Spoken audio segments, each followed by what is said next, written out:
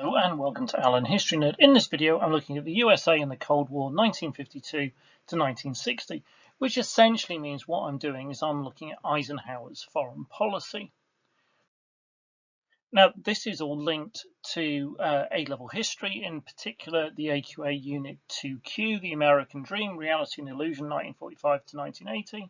I'm looking at the section on Eisenhower Tranquility and Crisis 52 to 60, and in particular what the spec says you need to know is the USA in the Cold War, superpower rivalry and conflict with the USSR, responses to developments in Western and Eastern Europe, reactions to the rise of communism in Asia, and response to crises in the Middle East.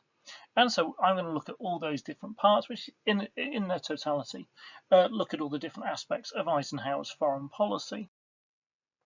So to start off with the superpower rivalry and conflict with the USSR. Now, at this point, we're well and truly in the Cold War. We're seeing the two key players in world politics are the leader of the USA and the leader of the USSR. So in the USA, we have Eisenhower, who has lots of military experience, especially in coordinating operations in Europe during World War II and his work with the UN after the war. And so he is seen as essentially the ideal president for this time period. He is an expert on international relations. He's an expert on military matters, and therefore a kind of man that you'd want as commander-in-chief when essentially there was this enormous threat. Now, he appointed John Foster Dulles as Secretary of State. Now, Dulles pushed the idea of massive retaliation. The USA should respond to any aggression by the USSR or China with overwhelming force. And he also pushed the idea of brinkmanship, which is the idea of pushing an opponent, hoping to force them to give up first. And this links very strongly with the arms race, and it's going to link with some of the policies we're going to look at as well. And Eisenhower and Dulles between them come with this idea of mutually assured destruction, that essentially the thing that would hold the Soviet Union in check would be the fact that if they were to take any action against the USA or its allies, then they would be wiped out. And again, that all feeds into the arms race. So we've got Dulles, who's a kind of very strongly anti-communist figure. And what in modern day American politics was also very much as a hawk in the key position in cabinet, and we've got Eisenhower with all his military experience in the presidency. Now things were a little less stable in the USSR. In 1953 we see the death of Stalin, which leaves a power vacuum in the USSR, which is eventually filled by Khrushchev. There are divisions over de-Stalinization and temporarily a weakening of the strength of the leadership in the USSR. Malenkov, who was initially emerging as leader, seemed likely to bring about a thaw in Soviet-US relations. Khrushchev spoke of wanting peace with the West, but Khrushchev was an interesting, if frustrating character. He was rather unpredictable. He would go on to become a key player in the Cuban Missile Crisis and the Hungarian crisis. Now, there is a sense here among some historians of a loss of opportunity with Eisenhower. That Khrushchev, who starts off kind of mindful for a more friendly relationship with the West, by the time we get to the 1960 election, is very strongly anti-Western, is taking a much harder line during the Cold War. And so here we can say, well, maybe Eisenhower could have done more to build on that relationship with Khrushchev and to bring about a greater deal of success in terms of thawing the Cold War than was actually achieved. One of, if not the most significant parts of the Cold War and the rivalry with the USSR at this point was the arms race. Eisenhower aimed to get more bang for his buck. Now we've seen with his economic policy, he didn't want to overspend on defence, and he saw building his nuclear arsenal rather than building conventional forces as the way to get that value for money, because it would act as a massive deterrent and prevent the need for the costly use of troops and conventional warfare. The USA had 1,500 nuclear weapons in 53. By 61, it had 6,000. There was talk of a missile gap. This idea that the USA had fallen way behind the USSR. This was completely wrong, and so the USA was producing an enormous amount of weapons and was far exceeding the amount the USSR had, but always felt it was behind. So it kind of so we see them almost acting under false pretenses here. There was attempts to improve this idea of peaceful coexistence. In December 53, Eisenhower suggested atoms for peace, exploring the peaceful use of nuclear power. Again, but the Khrushchev with the Soviets didn't get very far. There was the idea in 55 that Eisenhower pushed the idea of open skies, where the idea that if both sides could fly over each other's airspace and see what each other were doing, then that would lower tensions again. The Soviets rejected that, and they rejected a bomb test treaty in 58. Though discussions on that did start. Again, as the secrecy of the Soviets, they didn't want inspections taking place. They didn't want US inspectors coming into the USSR. And we also see tensions increasing with the development of intercontinental ballistic missiles, or ICBMs, and the idea that either country could be hit from a long way away. It kind of really increased the tension and the fear, and there was a huge amount of fear at this point in time with the idea of nuclear attack. The space race very much connects with the arms race. In 57, the USSR launched Sputnik, which was the first satellite to orbit the Earth. And there was panic in the US, not about Sputnik in exactly what it was, but a fear based on this idea that if they had the rocketry and the technology to send something into space, and they had the rocketry power to hit the USA directly with missiles from the USSR. Actually, the USA were ahead of the USSR in terms of ICBMs, the first of which it tested in 59. But it does show that this idea of the US technological advancement, the fact that the US had technological advantage and was had superiority on this, was kind of being chipped away at, destroyed to an extent by the space race. The press called for Eisenhower to react, enraged that the USA was falling behind, panicked what it could mean. The Soviets showed further progress by launching Sputnik 2 in November 58 with Lakia in the picture above me, a dog on board. So the Soviet Union really seemed to have stolen a march, particularly as the first US attempt with the Vanguard TV3 in 57 blew up. So shortly after takeoff, it barely got off the ground and it blew up. Though they did manage to get a small satellite into space in January 58. I mean, the disaster with Vanguard TV3 was even greater with the fact that it was live on TV, and again, this reinforced the idea that the USA was falling behind. And so, in response to a lot of this, Eisenhower created NASA, the National Aeronautic and Space Administration. The leading member here was Werner von Braun, a German who had been taken from Nazi Germany, who would play a leading role at NASA in developing the Saturn rockets. So we see the superpower rivalry being expressed not only in weapons of mass destruction, but also being explored through the space race, and a kind of and all the expense, but all the technological advancements that brought. Moving on to responses to developments in Western and Eastern Europe, but one of the key ones of this was in Hungary.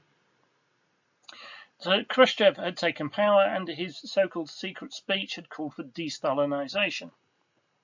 But it proved to be far from secret. There's suggestions that the CIA might well have been involved in leaking it and making sure that it was widely known.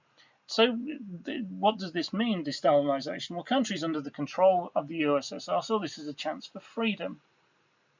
Nagy replaced Rakoz Glucosi in control of Hungary and instituted reforms, and also said he would be withdrawing from the Warsaw Pact, which was the group of nations surrounding the USSR who were in a kind of satellite states, kind of a military alliance. Nagini supporters believed that Khrushchev favoured reform and therefore would not act, and even if he did act, they believed they would have the US's support. They thought Eisenhower would back them, following the idea of the Truman Doctrine. The countries going against communist control would get support from the USA. But Khrushchev sent an army into Hungary. 3,000 Hungarians were killed. 200,000 fled to Austria. And this crisis in Hungary did not see any action from Eisenhower at all. And it really highlighted the USA's reluctance to act in Europe. So although Eisenhower had been this man who had freed Europe from the Nazis, he seemed far from willing to be the guy who was going to lead the USA into freeing the people in Eastern Europe from communism. And again, if we go back to the stuff we talked about already with the idea of mutually assured destruction and all the build-up of all the nuclear weapons and the USA's belief, wrongly though it was, that they were behind, we can see why this would be the case. Other actions in Europe, then we've got events in Berlin. So following on from the Hungarian crisis, Khrushchev sought to push the West out their remaining bit of territory in Eastern Europe in Berlin. And Khrushchev called for the Western powers to withdraw and gave them a 6-month deadline. Whilst many in the USA talked of this as being a crisis and called for Eisenhower to send troops and to reinforce Berlin, and talks of kind of repeats of the airlift, but obviously Berlin by this point had grown enormously. It made this far more difficult. Eisenhower, through all of this, remained calm, stating there was no crisis, and that sending troops and bankrolling huge amounts of military defense spending and sending those troops to Europe would just play into Moscow's hands. Essentially, what they wanted was the West to bankrupt themselves in their military programs. Khrushchev was concerned about the number of East Berliners defecting to the West, and some estimates has been as high as 20% of the population of East Berlin. Eisenhower didn't want a humiliating withdrawal from Berlin, nor did he want a war. He invited Khrushchev to the US in September '59, following talks in Geneva, and during his 11-day visit, the leaders, we believe, got on relatively well, and Khrushchev agreed not to impose a deadline, and Eisenhower agreed to visit Moscow the following year, in 1960, although for various reasons this didn't actually happen. Another crisis followed in the form of U2, the U2 crisis. Now this is U2 as in terms of the spy plane rather than the band. Now, in 1960, the USSR shot down the American U2 spy plane. The pilot, Gary Powers, was taken prisoner. The US claimed that they'd lost a weather plane near the Soviet border, which is clearly shown to be a lie, as the plane and the pilot had been recovered and the plane was largely intact, and they could so all the spying stuff in there was recovered by the Soviets. Khrushchev believed that Dulles, not Eisenhower, was behind the spy missions, and again, there did seem to be this degree of a relationship between Khrushchev and Eisenhower, which again we go back to whether Eisenhower made enough of this. Eisenhower again saw the spying missions as a necessary evil, though not something he was particularly excited about. A conference to ease tension in Paris was cut short as Khrushchev made a series of demands that simply wouldn't be met, including demanding an apology for Eisenhower and then demanding a 6-month postponement, which would mean essentially Eisenhower was no longer president, and then when the talks resumed, there would be a new president in place. So this was a huge propaganda coup for the Soviet Union. It really did harden Khrushchev against the USA as well, with again this feeling that the USA couldn't be trusted. Powers confessed to spying, was sentenced to 10 years imprisonment, 3 years in prison, 7 years in a labour camp. It was said he made friends with fellow prisoners, including some political dissidents. He was released as part of a prisoner exchange, having served less than 2 years. Obviously, the Soviets, once they had him, made as much of this as possible. His confession was shown on TV and all those kind of things. Powers was treated with a degree of suspicion actually when he came back, because of the stories that he failed to activate the self-destructs on the plane. He'd not taken the cyanide pill that he'd been given, and all those kind of things, and he'd been captured. But later on was exonerated and seen not to have done anything wrong. So it kind of a bit of an interesting human story, kind of behind the big events of the Cold War. So next, I'm moving on to reactions to the rise of communism in Asia. So in Korea, the Korean War ended in '53, and Korea was divided into North and South at the 38th parallel. Dulles had put this agreement down to brinkmanship, claiming he threatened North Korea and China with use of nuclear weapons, and this forced them to the negotiating table and to come up with the agreement. And the ending of the war helped Eisenhower's reputation as a world leader. He seemed to have brought peace back, to have stopped the spread of communism. Another one, and again, as I make this video, the US and Taiwan have been in the news. US, Taiwan, and China have been in the news just now. But in 1954, China was shelling 2 Taiwanese islands, and Eisenhower pushed the Formosa Resolution. This received huge support in Congress and pledged the US would defend Taiwan against China.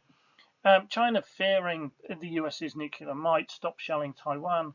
And again, this could be seen as a minor victory for Eisenhower and for this idea of brinkmanship.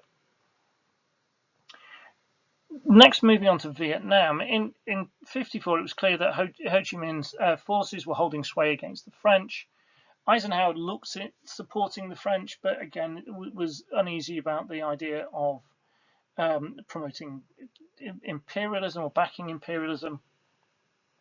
And there was talk about stepping in on the French's behalf. Ultimately, Eisenhower decided against it. Talks in Geneva led to Vietnam being partitioned into North and South, and elections being held in both.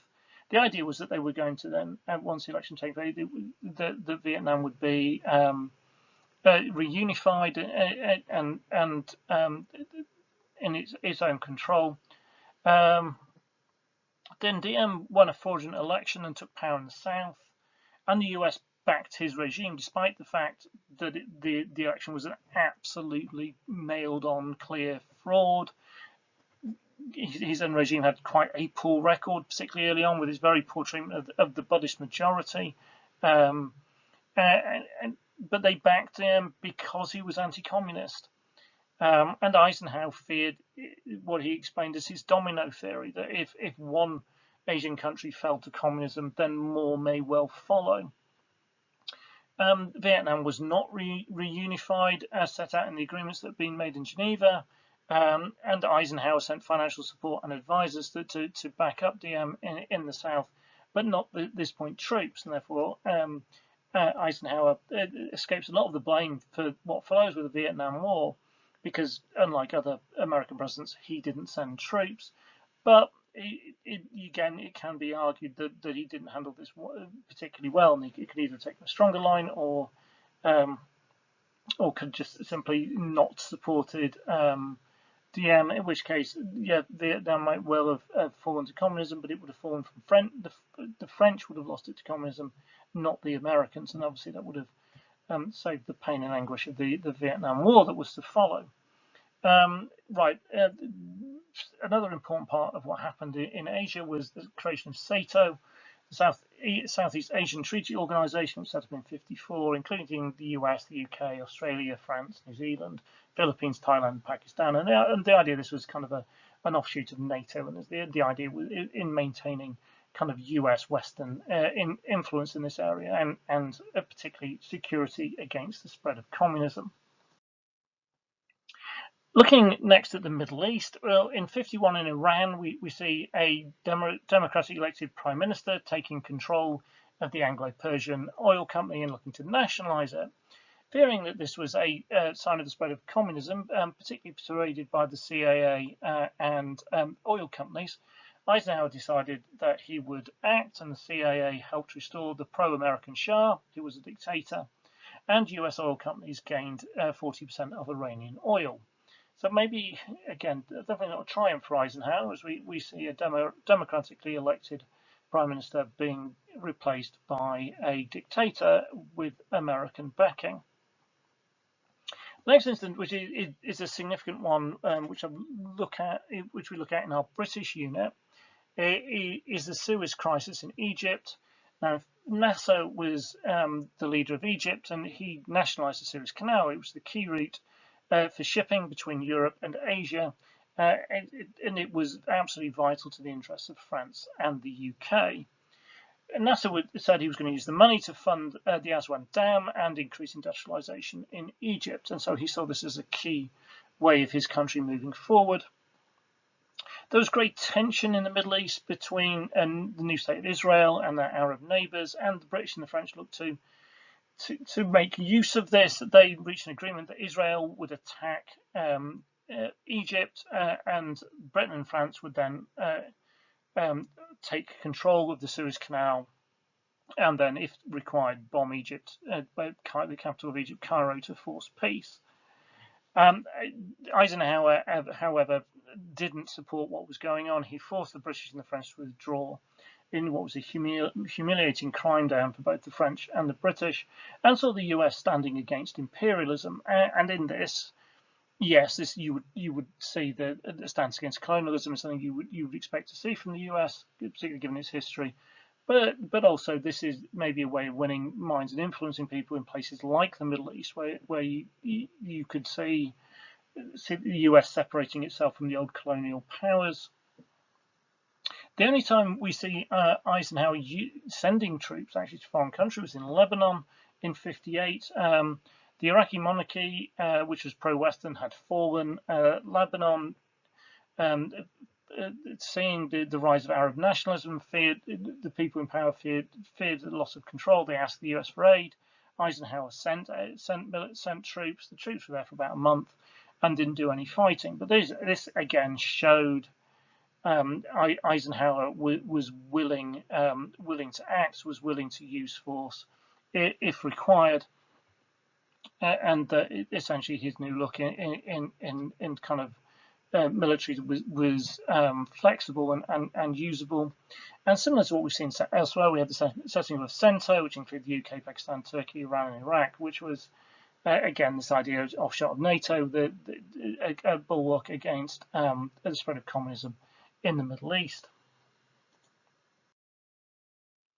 So thank you very much for watching. I think from all of that, it should give you a decent amount of information about Eisenhower. It's worth contemplating how effective you think his foreign policy was. I do think there's a lost opportunity with the potential to work with Khrushchev. And sometimes he's a victim of circumstance. Things like there's no way he could predict that the Soviets would shoot down the U-2 spy plane and that it would be found intact and that they would manage to capture the pilot. The events, some events have forced on him. So, for example, in the Middle East with the events in Egypt. In Asia, again, on the face of it, it can be seen that brinkmanships, it can be seen to have been a success.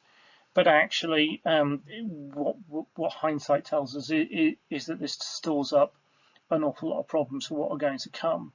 So Eisenhower certainly was an expert when it came to foreign policy, certainly focused on foreign policy, definitely faced really challenging times in terms of the Cold War and the arms race and the space race.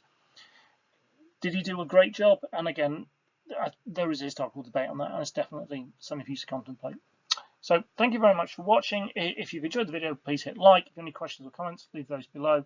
If you haven't already done so, please do subscribe to Alan History Nerd. There'll be loads more videos on this unit and other history units, as well as on US and UK politics and political ideology as well. Thank you very much for watching.